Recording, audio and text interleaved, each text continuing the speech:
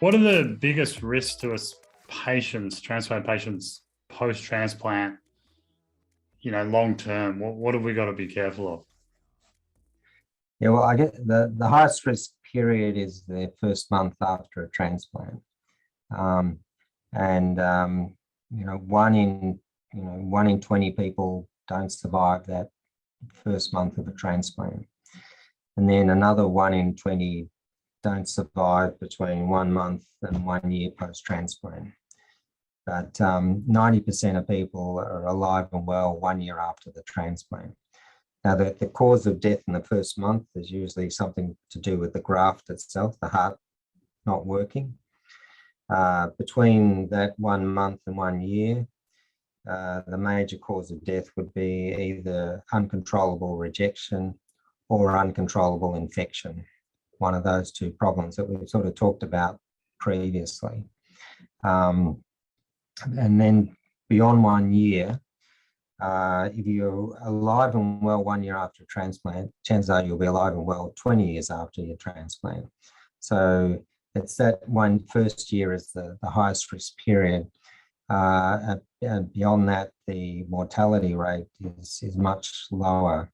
And our average survival now is 20 years, and our longest survivor is 38 years post-transplant. So we know that people can survive a very long and healthy life after a transplant. In terms of what the long-term risks are, there is a form of what used to be thought to be a form of chronic rejection, which is a progressive narrow and diffuse narrowing of the coronary arteries, which are basically the fuel lines that supply blood to the transplanted heart. So the coronary arteries actually come with the heart, so they're from the donor as well. But you can have it's thought now that it's partly a rejection response and partly a lifestyle response. So if people have elevated cholesterol, just as that causes problems in the normal population, it can also cause problems in the coronary arteries of the transplant population. And again, that's where the statins, cholesterol-lowering drugs, we know they have a clear benefit in slowing the progression of this transplant coronary disease. The other class of drugs which seem to be very effective in that regard are the mTOR inhibitors like everolimus and sirolimus, which I mentioned earlier. And that's why we would like to introduce these drugs for their long-term benefits rather than short-term sort of prevention of rejection. We're tending to use aspirin as a long-term drug for a lot of people now, because aspirin, as you know, is a blood-thinning medication, and there is the level of evidence isn't high, but what evidence there is suggests that it may be protective for these coronary arteries in the long term. But this gradual transplant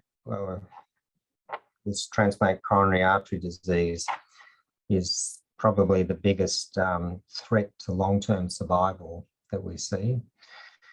The other sort of major condition is if you're on lifelong immunosuppression, you have a higher risk compared to the general population of developing cancers. The most common, particularly in the Australian environment, are skin cancers. And again, the everolimus, which I mentioned, the mTOR inhibitors, they actually have an anti-cancer effect. And again, that's another reason we want to introduce these drugs routinely once people get beyond the early stage post-transplant, because they're beneficial both for coronary artery disease and for reduced risk of all forms of cancer. So they're really the two major long-term risks. There's also a risk of infection, just by virtue of being immunosuppressed.